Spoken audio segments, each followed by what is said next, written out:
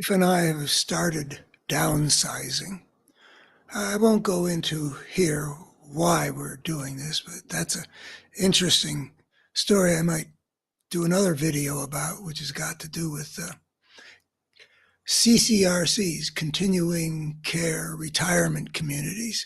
Very interesting set of choices that is worth talking about. And it's all got to do with the fact that people don't live forever. So we're downsizing. Don't know exactly how long we're giving ourselves to do this, but it's agonizing for me. I really don't like doing it because we've got a lot of things that made the move into our lives, and now we're moving sometime in the foreseeable future anyway. Within a couple of years anyway. We're going to move into a situation where we simply do not have the kind of storage space that we've got here. We live in a 3-level A-frame in the mountains on the western flank of the Shenandoah Valley, off the lip of a ridge. It's been a wonderful place to live, but it's not a place you can live in forever. So there's eventually going to be a what, and then there's the question of the when. So I'd like to talk with all the people who, for whatever reason, are downsizing, and some of the challenges that represents. If you have to get rid of things that connect you with your past, it was meaningful to me at that time, and it carries that meaning forward. It's a souvenir. I have feelings like that. That this is a time when I was also me, but I was younger, and the situation was different, and I was having different experience and all that. Not to let go of that, to just say, well, I don't use this thing. I should be able to live without it. I do. But the extent that you have to sort of let go of objects that have become sort of filled with a kind of sentimental value. And then there are the other aspects of sentimental value. You know, this was Junior's baby shoes, or I don't know. It's not the case with us, but there are letters that were important once, and that tell you something about who that was and what life was about, and it might be of interest to future generations, or would it? Do you let it go, or do you treat it as some kind of a family heirloom? And so the children of, say, some older couple, the people who would have to go through a whole bunch of stuff when the older couple died, also have some involvement in this process. In the first place, maybe they have the involvement that they feel that their parents really need to make this transition. But that's not relevant here. But they have the involvement in that we're going to be making decisions that are about what your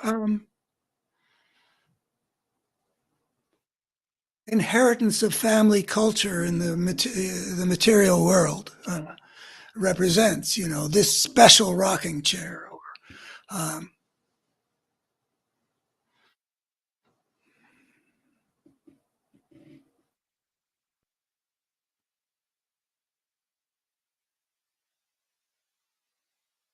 I found a painting.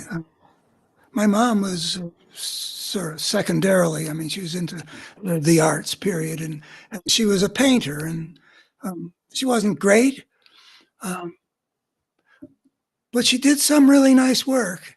And she was serious about what she was doing. And I grew up as a little kid at some point or other watching this painting I'm looking at right here, got out for downsizing purposes.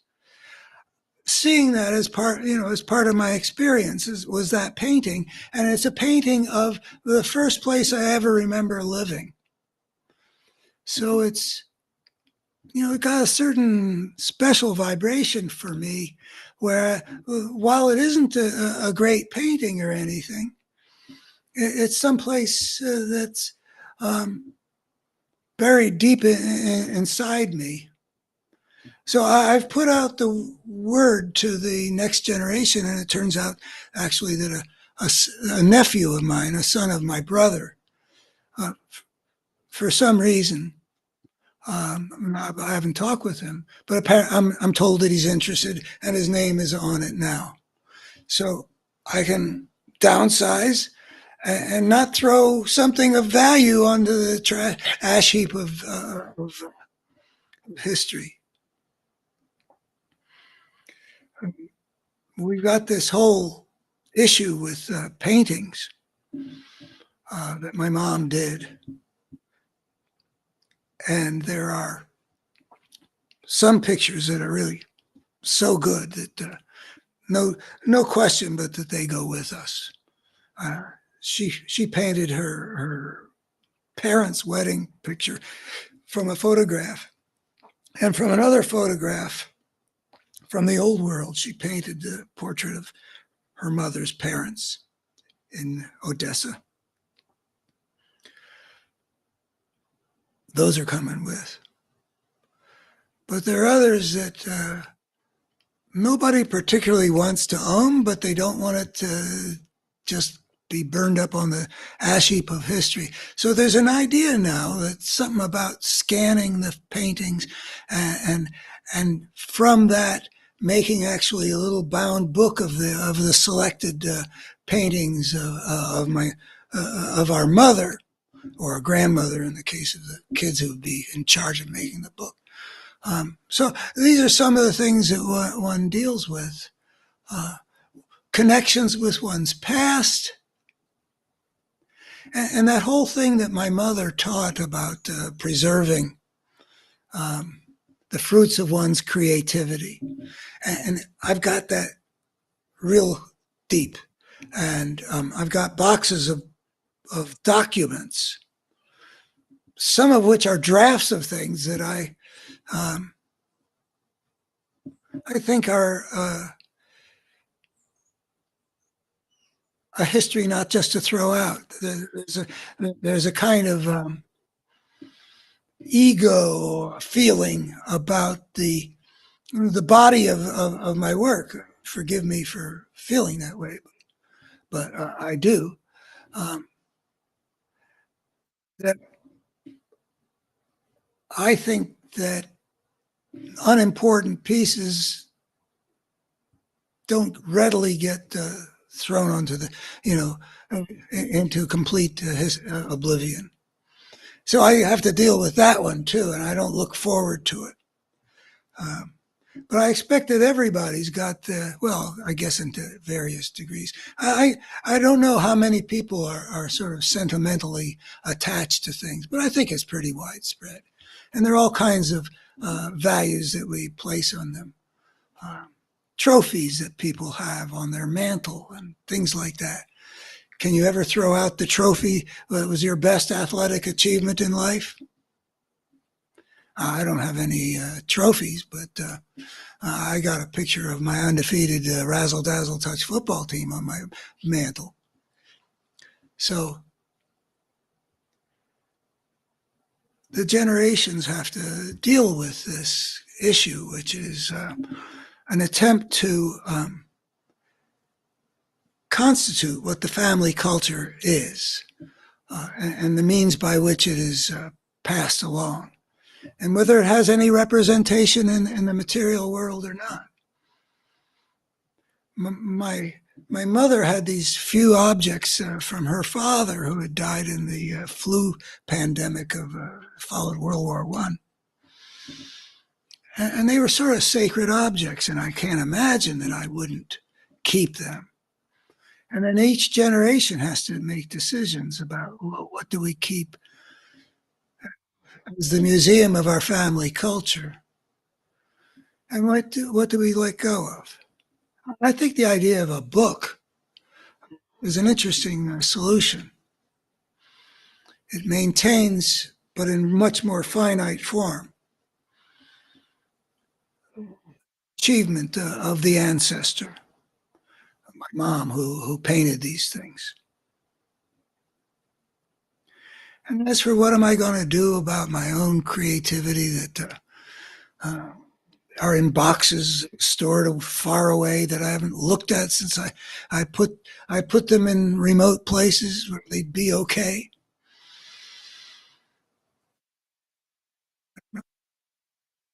Be able to deal with it. Obviously, it's almost all got to go. I've got this whole box of cassettes. Each one was sort of represents a 2 hour performance on the radio, where I made an attempt to foster the kind of conversation that I believe in, thought would uh, enrich the world of the Shenandoah Valley that I had access to from my own talk radio show. Nobody's going to want these cassettes. They had a life that my mom. I used to mail a little cassette to my mom because I knew that she got pleasure from hearing my radio shows. She's out of reach of this AM station I was on, even though it's the most powerful AM station in the Shenandoah Valley. Nonetheless, my mom was over in the Washington, D.C. area. The way that I could perform for her, and she could be the audience that she was so good at being. And then I inherited them from her. And they're going to be on the in the dumpster, aren't they? Am I going to go through them and try to remember which handful are worth preserving? Well, like the show I did on God Said It, I Believe It, and that settles it. I took issue with that and had a good 2 hour show. Well, maybe I'll try to find a few, but it's going to be painful. Can I say about this that's helpful to anybody else?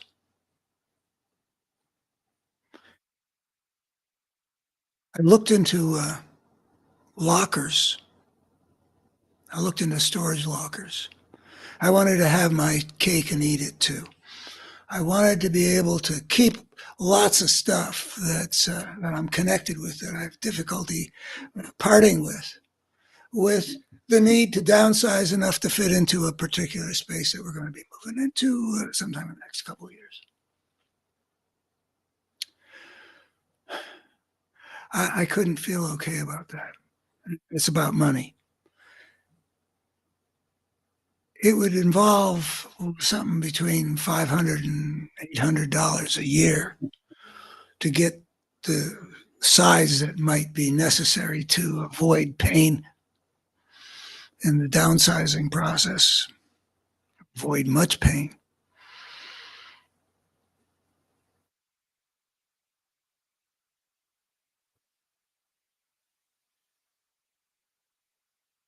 Just couldn't see spending that kind of money every year for what's likely to amount to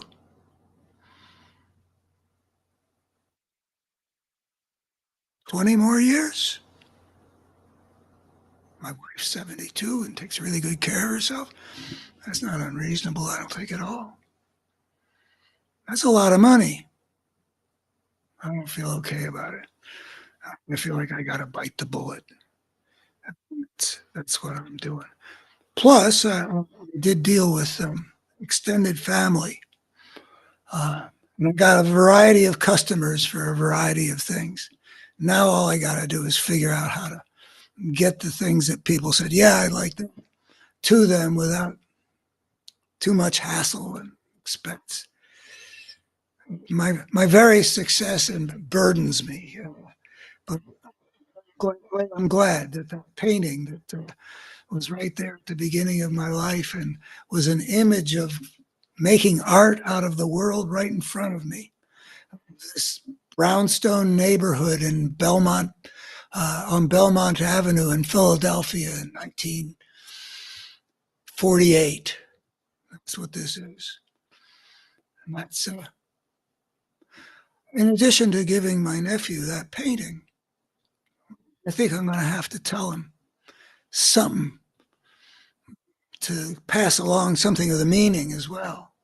I don't know what he saw in it, but I think I need to be able to tell him something which conveys what makes it worthy of being an heirloom,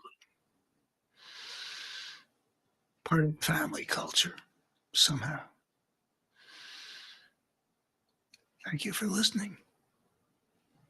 I will be making something about continuing care retirement communities. And does one move into one of those? And if so, when and what kind? It's a whole world out there.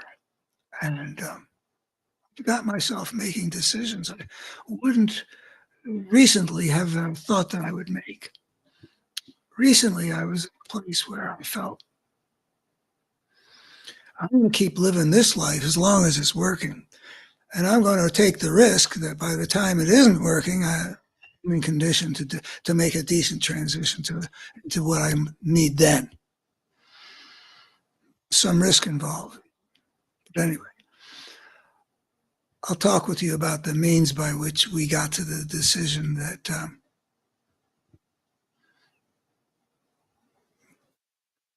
guided way forward in our lives is actually to make that transition sooner rather than delay it as long as we can, in spite of the fact that we're really happy with the life that we got going now.